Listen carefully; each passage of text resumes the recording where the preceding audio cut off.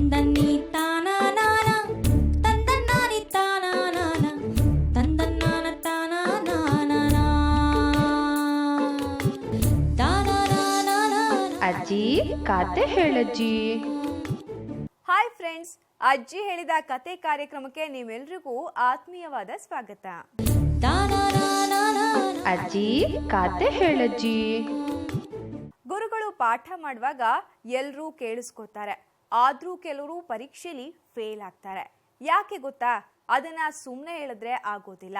ನಮ್ಮ ಅಜ್ಜಿ ಅರ್ಜುನ ಅನ್ನೋ ವಿದ್ಯಾರ್ಥಿಯ ಕತೆ ಹೇಳ್ತಾ ಅದನ್ನ ಅರ್ಥ ಮಾಡಿಸ್ತಾಳಂತೆ. ಬನ್ನಿ ಕೇಳ್ಕೊಂಬರೋಣ.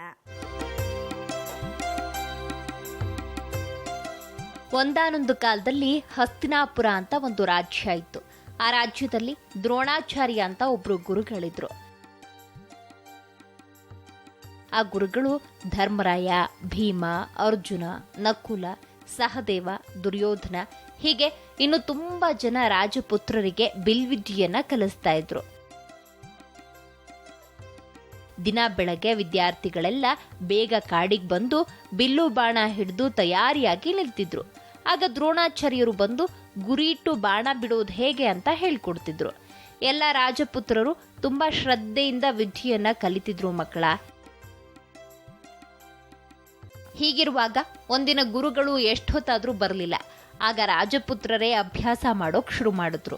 ಅದರಲ್ಲೂ ಅರ್ಜುನ ಅಂತೂ ಗುರುಗಳ ಸ್ಥಾನದಲ್ಲಿ ನಿಂತು ಬೇರೆಯವರಿಗೆ ಹೇಳ್ಕೊಡ್ತಿದ್ದ.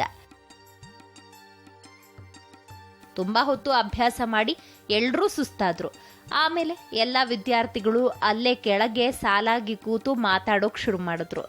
ಅರ್ಜುನ ಮಾತ್ರ ಬಾಣವನ್ನ ಎಲ್ಲೋ ಗುರಿ ಇಟ್ಟು ಕೂತಿದ್ದ. ಆಗ ಅಲ್ಲಿಗೆ ದ್ರೋಣಾಚಾರ್ಯರು ಬಂದ್ರು. ಗುರುಗಳನ್ನ ನೋಡಿ ಎಲ್ಲ ವಿದ್ಯಾರ್ಥಿಗಳು ಎದ್ದು ನಿಂತು ನಮಸ್ಕಾರ ಮಾಡ್ತಾರೆ. ಆಗ ದ್ರೋಣಾಚಾರ್ಯರು ಎಲ್ಲ ಚೆನ್ನಾಗಿ ಅಭ್ಯಾಸ ಮಾಡಿದ್ರ ಅಂತ ಕೇಳ್ತಾರೆ. ಆಗ ಧರ್ಮರಾಯ, ಹೌದು ಗುರುಗಳೇ, ಎಲ್ರೂ ತುಂಬಾ ಚೆನ್ನಾಗಿ ಅಭ್ಯಾಸ ಮಾಡಿದ್ವಿ, ನೀವು ಹೇಳ್ಕೊಟ್ಟಿದ್ದನ್ನೆಲ್ಲ ಚೆನ್ನಾಗಿ ಕಲ್ತಿದ್ದೀವಿ ಅಂತ ಹೇಳ್ತಾನೆ. ಆಗ ಗುರುಗಳು, ಸರಿ, ಹಾಗಾದ್ರೆ ನೀವು ಎಷ್ಟು ಚೆನ್ನಾಗಿ ಕಲ್ತಿದ್ದೀರಾ ಅನ್ನೋದನ್ನ ಪರೀಕ್ಷೆ ಮಾಡೋಣ ಅಂತ ಹೇಳ್ತಾನೆ.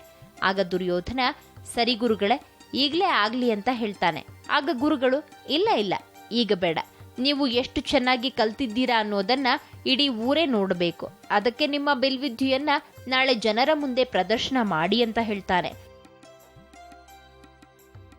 ಮಾರನೇ ದಿನ ಊರಿನ ಹಿರಿಯರು, ಬಿಲ್ವಿದ್ಯೆಯಲ್ಲಿ ಆಸಕ್ತಿ ಇದ್ದೋರು, ರಾಜ ರಾಣಿಯರು, ಸಾಮಾನ್ಯ ಜನರು ಹೀಗೆ ಎಲ್ಲರೂ ಪ್ರದರ್ಶನ ಸ್ಥಳದ 2 ಬದಿಗಳಲ್ಲಿ ಬಂದು ಕೂತ್ಕೊಳ್ತಾರೆ. ಈ ಪ್ರದರ್ಶನ ಸ್ಥಳದ ಹಿಂದೆ ದೂರದಲ್ಲಿ ಒಂದು ದೊಡ್ಡ ಮರ ಇರುತ್ತೆ. ಮರದ ಕೊಂಬೆಯ ಮೇಲೆ ಕಟ್ಟಿಗೆಯಿಂದ ಮಾಡಿದ ಒಂದು ಪಕ್ಷಿಯನ್ನ ಕಟ್ಟಿರ್ತಾರೆ. ಈ ಪ್ರದರ್ಶನ ಸ್ಥಳಕ್ಕೆ ದ್ರೋಣಾಚಾರ್ಯರ ಶಿಷ್ಯರೆಲ್ಲ ಸಾಲಾಗಿ ಬಂದು ನಿಲ್ತಾರೆ. ಧರ್ಮರಾಯ, ಭೀಮ, ಅರ್ಜುನ, ನಕುಲ, ಸಹದೇವ, ದುರ್ಯೋಧನ ಹೀಗೆ ಅವ್ರ ಮುಂದೆ ಒಂದು ಗೆರೆಯನ್ನ ಎಳೆದಿರ್ತಾರೆ.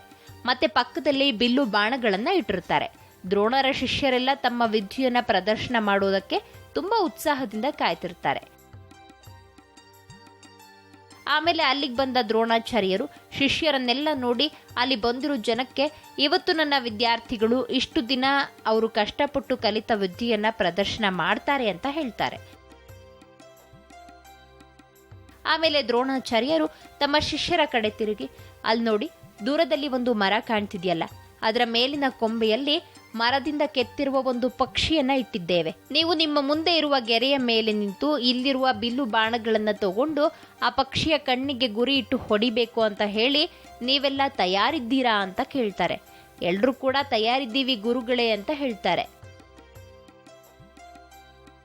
ಮೊದಲು ಯಾರು ಬರ್ತೀರಾ ಅಂತ ಕೇಳಿದಾಗ ಧರ್ಮರಾಯ, ನಾನ್ ಬರ್ತೀನಿ ಅಂತ ಮುಂದೆ ಬಂದು ನಿಲ್ತಾನೆ. ಆಗ ಗುರುಗಳು ಅವನಿಗೆ ಬಿಲ್ಲು ಬಾಣಗಳನ್ನ ಕೈಗೆ ಎತ್ಕೊಳ್ಳೋಕೆ ಹೇಳ್ತಾರೆ. ಧರ್ಮರಾಯ ಬಿಲ್ಲು ಬಾಣಗಳೊಂದಿಗೆ ತಯಾರಾಗಿ ಗೆರೆ ಮೇಲೆ ಬಂದು ನಿಂತಾಗ ದ್ರೋಣರು ಧರ್ಮರಾಯಂಗೆ, ನಿನಗೆ ನಾನು ಕಾಣ್ತಿದ್ದೀನಾ ಅಂತ ಕೇಳ್ತಾರೆ. ಆಗ ಧರ್ಮರಾಯ, ಹೌದು ಗುರುಗಳೇ ಅಂತ ಹೇಳ್ತಾನೆ. ಆಗ ಗುರುಗಳು, ನಿನ್ನಿಂದ ಪಕ್ಷಿಯ ಕಣ್ಣಿಗೆ ಗುರಿ ಇಡಲು ಆಗೋದಿಲ್ಲ, ಹೋಗು ಅಂತ ಹೇಳ್ತಾರೆ.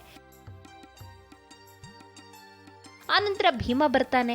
ಭೀಮ, ನಿನ್ನ ಮುಂದೆ 2 ಬದಿಯಲ್ಲಿ ಕೂತಿರುವ ಜನ ಕಾಣಿಸ್ತಿದ್ದಾರಾ ಅಂತ ಗುರುಗಳು ಕೇಳ್ತಾರೆ. ಭೀಮ, ಹೌದು ಗುರುಗಳೇ ಅಂತ ಹೇಳ್ತಾನೆ. ಆಗ ಗುರುಗಳು, ನಿನ್ನಿಂದಲೂ ಇದು ಆಗದ ಕೆಲಸ, ಹೋಗು ಅಂತ ಹೇಳ್ತಾರೆ. ಆನಂತರ ದುರ್ಯೋಧನ ಬರ್ತಾನೆ. ಅವನು ಗುರುಗಳ ಮಾತಿಗಾಗಿ ಕಾಯದೆ ಮರದ ಮೇಲಿನ ಕಟ್ಟಿಗೆಯ ಪಕ್ಷಿಯ ಕಡೆಗೆ ಗುರಿ ಇಟ್ಟು, ಗುರುಗಳೇ ನಾನು ಬಾಣ ಬಿಡಲೆ ಅಂತ ಕೇಳ್ತಾನೆ. ಆಗ ಗುರುಗಳು ನಕ್ಕು, ಸರಿ ಬಿಡು ನೋಡುವ ಅಂತ ಹೇಳ್ತಾರೆ. ದುರ್ಯೋಧನ ಗುರಿ ಇಟ್ಟು ಬಾಣವನ್ನೇನು ಬಿಡ್ತಾನೆ ಮಕ್ಕಳ, ಆದ್ರೆ ಆ ಬಾಣ ಗುರಿ ತಲುಪೋದಿಲ್ಲ. ಪಕ್ಷಿಯ ಪಕ್ಕದಲ್ಲಿ ಹಾದು ಹೋಗಿ ಕೆಳಗೆ ಬಿದ್ದುಬಿಡತ್ತೆ. ಆಗ ದ್ರೋಣರು, ನಿನ್ನಿಂದಲೂ ಇದು ಆಗಲಿಲ್ಲ, ಹೋಗು ಅಂತ ದುರ್ಯೋಧನನ್ನ ಕಳುಹಿಸ್ಬಿಡ್ತಾರೆ. ಅಂತರ ಸಾಲು ಸಾಲಾಗಿ ಉಳಿದ ರಾಜಪುತ್ರರು ಬರುವುದು, ಗುರುಗಳು ಪ್ರಶ್ನೆ ಕೇಳೋದು, ಅವರನ್ನ ಹಿಂದಕ್ಕೆ ಕಳುಹಿಸುವುದು, ಹೀಗೆ ನಡೀತಾ ಇರತ್ತೆ. ಇನ್ನೂ ಮತ್ತಷ್ಟು ರಾಜಪುತ್ರರು ಬಾಣ ಪ್ರಯೋಗ ಮಾಡ್ತಾರೆ. ಆದ್ರೆ ಯಾರ ಬಾಣವೂ ಗುರಿಯನ್ನ ಮುಟ್ಟೋದಿಲ್ಲ. ಹೀಗಿರುವಾಗ ಕೊನೆಯಲ್ಲಿ ದ್ರೋಣರ ಆಪ್ತ ಶಿಷ್ಯ ಅರ್ಜುನ ಬರ್ತಾನೆ. ಅರ್ಜುನ ಬಿಲ್ಲು ಬಾಣಗಳನ್ನ ಹಿಡಿದುಕೊಂಡು ಸನ್ನದ್ಧನಾಗಿ ಗೆರೆಯ ಮೇಲೆ ನಿಲ್ತಾನೆ. ಅವನು ಗುರಿ ಇಟ್ಟಿರುವ ರೀತಿಯನ್ನು ನೋಡಿ ಗುರುಗಳು ಖುಷಿಯಾಗ್ತಾರೆ. ಆಮೇಲೆ ಅರ್ಜುನನಿಗೆ, ಅರ್ಜುನ ನೀನು ಬಾಣ ಬಿಡಲು ಸಿದ್ಧನಿದ್ದೀಯಾ ಅಂತ ಕೇಳ್ತಾರೆ. ಆಗ ಅರ್ಜುನ, ಹೌದು ಗುರುಗಳೇ, ಸಿದ್ಧನಿದ್ದೀನಿ ಅಂತ ಹೇಳ್ತಾನೆ.